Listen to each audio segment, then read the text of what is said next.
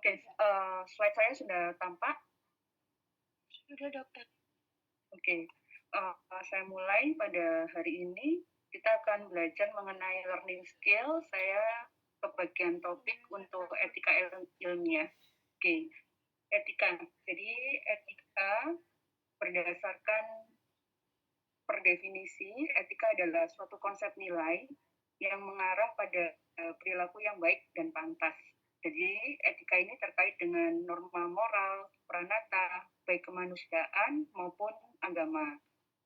Nah, berdasarkan KBBI, etika ini adalah suatu ilmu mengenai apa yang baik dan apa yang buruk, serta mengenai hak dan kewajiban. Nah, ini berdasarkan dengan moral atau akhlak. Nah, kita bicara tentang etika ilmiah. Saat melakukan suatu karya ilmiah, terdapat beberapa bentuk pelanggaran ilmiah. Nah, salah satunya adalah fabrikasi. Jadi, pada fabrikasi ini terdapat pemalsuan dari hasil penelitian itu sendiri.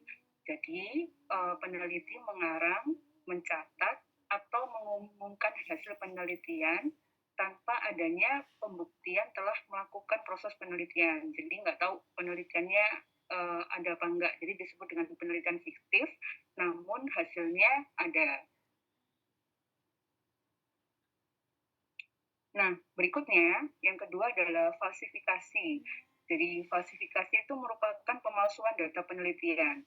Jadi penelitiannya ini sudah dilakukan, ada datanya, tapi peneliti memanipulasi bahan penelitian, peralatan, atau proses, atau bahkan mengubah atau tidak mencantumkan data atau hasil sedemikian rupa, sehingga penelitian itu tidak disajikan dengan akurat dalam catatan penelitian. Oke, sampai sini ada yang bertanya? Oke, kalau tidak ada yang bertanya, saya lanjutkan. Untuk bentuk pelanggaran ilmiah berikutnya adalah plagiarism.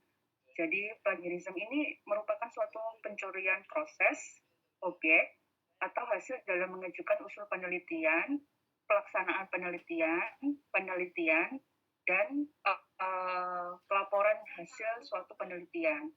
Jadi plagiat, jadi mengcopy, mencontek dari hasil, usul, atau nilai-nilai dalam penelitian tersebut.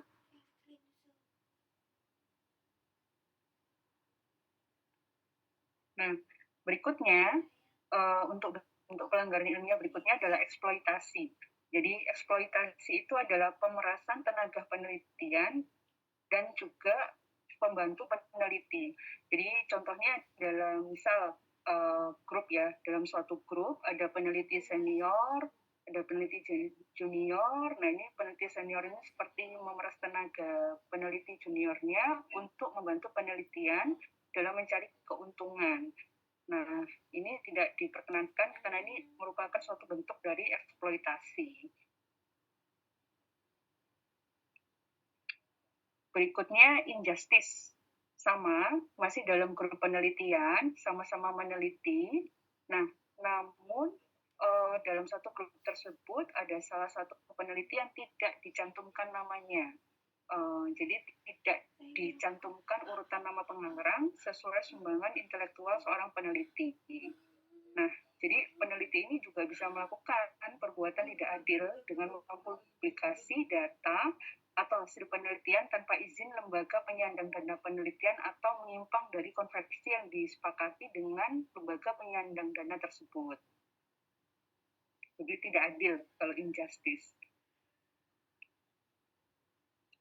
Berikutnya, bentuk pelanggaran ilmiah berikutnya adalah intended careless. Jadi merupakan kecerobohan yang disengaja.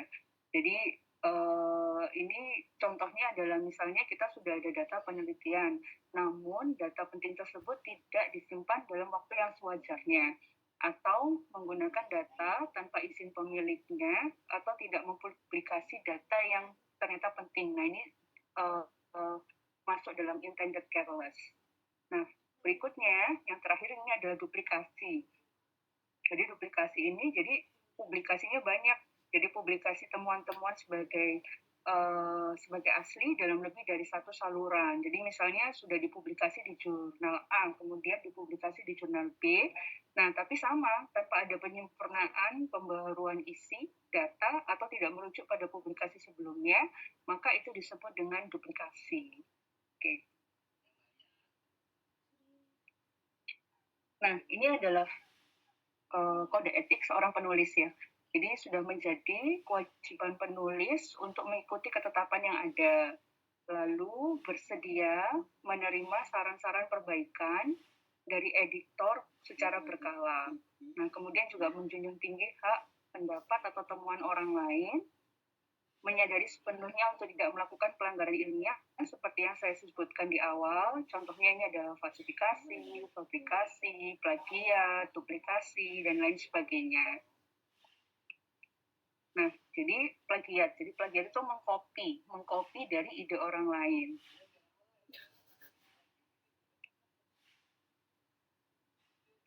Plagiat, apa itu plagiat? Jadi plagiasi menurut Permendiknas tahun 2010, plagiat itu adalah suatu perbuatan baik yang sengaja atau tidak sengaja dalam memperoleh atau mencoba memperoleh kredit atau nilai untuk suatu karya ilmiah dengan mengutip sebagian atau seluruh karya ilmiah dari pihak lain yang diakui sebagai karya ilmiahnya. Jadi copy paste langsung karya orang lain tanpa menyertakan sumber secara tepat dan memadai.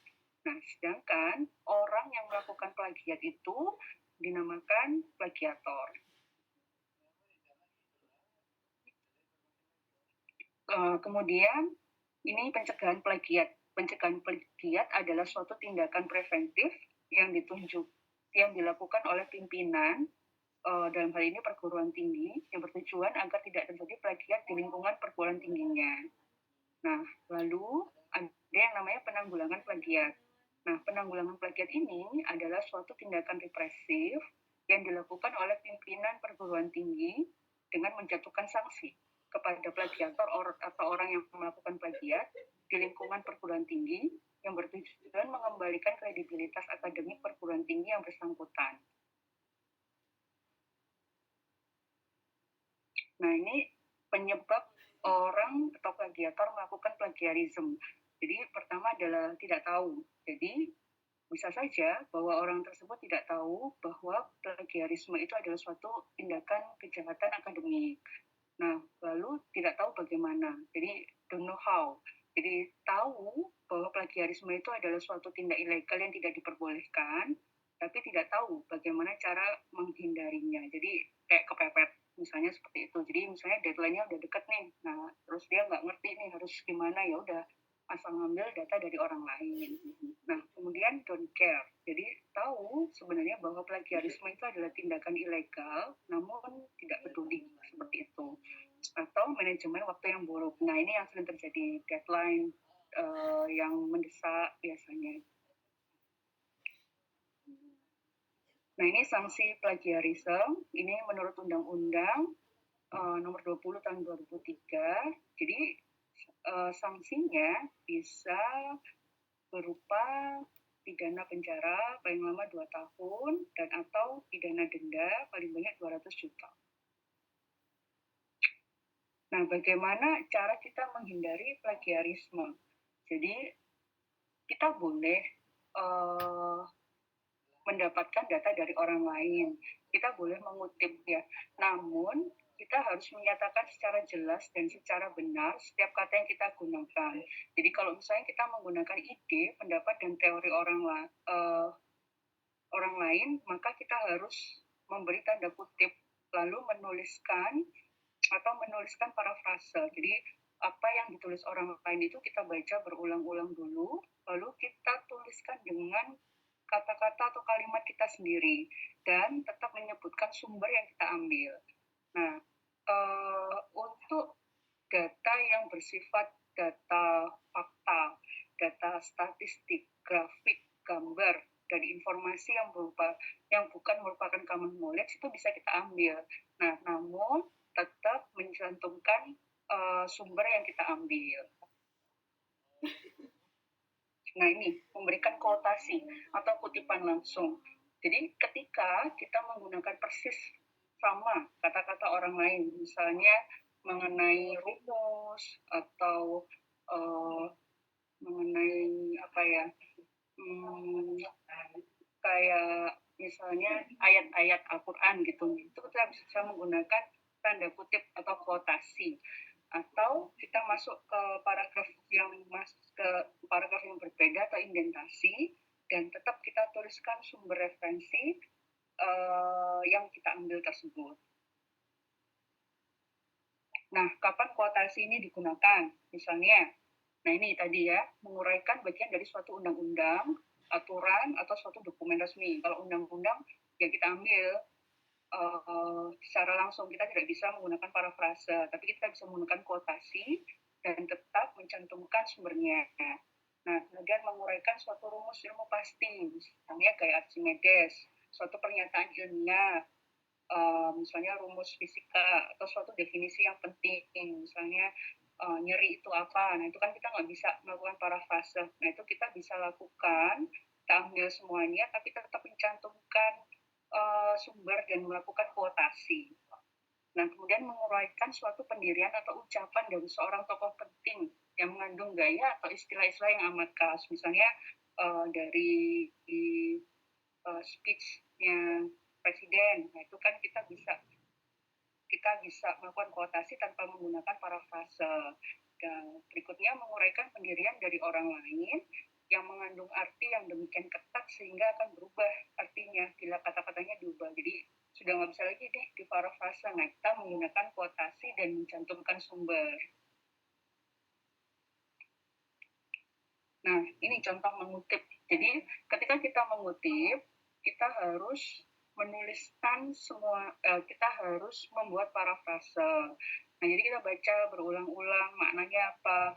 Nah, untuk parafrase nanti bisa maksudnya dari aktif dipasifkan atau mencari sinonim dari kata-kata yang akan kita tuliskan. Nah, namun jika ada kata-kata atau kalimat yang kita udah nggak bisa lagi untuk mengubahnya atau memparafrase, maka kita bisa menggunakan kuotasi dengan tetap mencantumkan sumber yang kita dapatkan. Oke, nah ini adalah teknik parafrase. Jadi ketika kita melakukan parafrase, kita harus membaca berulang bacaan asli sehingga kita paham apa maksudnya. Nah, kemudian mengganti sebanyak mungkin kata dari bacaan asli dengan sinonim yang cocok. Kemudian berikutnya mengganti bentuk tata bahasa yang tadi sudah saya jelaskan. Misalnya dari kalimat pasif kita ubah menjadi kalimat aktif. Lalu jangan pernah menggunakan kata-kata yang sama dengan kata-kata pada bacaan asli, kecuali kata-kata yang tidak ada sinonimnya. Misalnya unsur kimia, nama tempat, nama orang, penyakit, dan lain sebagainya. Dan urutannya itu bisa kita ganti ya, jadi jangan buat urutan cerita yang sama dengan bacaan aslinya. Nah, yang terakhir adalah kita bisa mengelompokkan, menggabung dan mensusun ulang ide-ide dari bacaan asli tanpa mengubah makna. Nah, ini beberapa strategi untuk menghindari plagiat. Jadi, jangan lupa untuk selalu menuliskan referensi untuk setiap informasi yang bukan dari hasil riset kita pribadi atau pengetahuan yang sudah umum. Berikutnya, tadi kita gunakan tanda kutip atau kuotasi setiap kali kita menggunakan kata-kata dari penulis lain. Nah, untuk kutipan yang sifatnya sangat panjang, beberapa kalimat, itu menggunakan teks yang menjorok ke dalam atau indentasi. Lalu, pada awal kalimat yang kita kutip, kita berikan parafrase atau kita simpulkan. Lalu kita juga harus bisa menjelaskan bahwa yang kita tulis itu merupakan ide seseorang, misalnya mencantumkan sumbernya. Si A menyatakan bahwa bla bla bla bla, kemudian sesuai hasil riset yang dilakukan pada tahun sekian, ini contohnya ya, si A membuktikan bla bla bla bla. Lalu dalam bukunya yang berjudul apa, ini menyatakan, jadi harus kita sebutkan nama sumbernya, kita berikan parafrase dan kita simpulkan. Jadi berbeda dari kalimat yang kita ambil dari sumbernya. Lalu, pada akhir kalimat yang berisi materi kutipan, paragrafse atau kesimpulan, kita harus bisa menuliskan referensi dalam tanda kurung untuk menunjukkan dari mana materi tersebut berasal. Nah, kita harus menggunakan kata-kata dan ide kita sendiri. Jadi harus banyak berlatih, banyak membaca referensi, banyak memikirkan ide-ide, lalu kita tuliskan ide kita dengan kata-kata kita sendiri. Jadi supaya untuk menghindari copy paste, kemudian dengan sedikit editing. Nah, ini adalah daftar bacaan yang saya gunakan dalam kuliah hari ini. Oke, terima kasih banyak. Apa ada yang mau ditanyakan?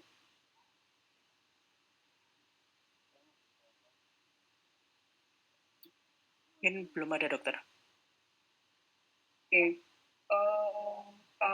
Kuliah yang etik ilmiah hanya segini untuk learning skill-nya. Ini ada ujiannya. Halo?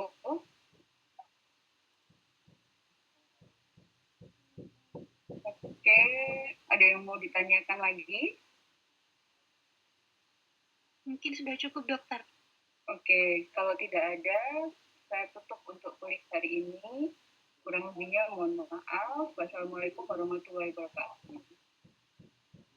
Waalaikumsalam warahmatullahi wabarakatuh. Terima kasih, dokter. Terima kasih, dokter. Dokter.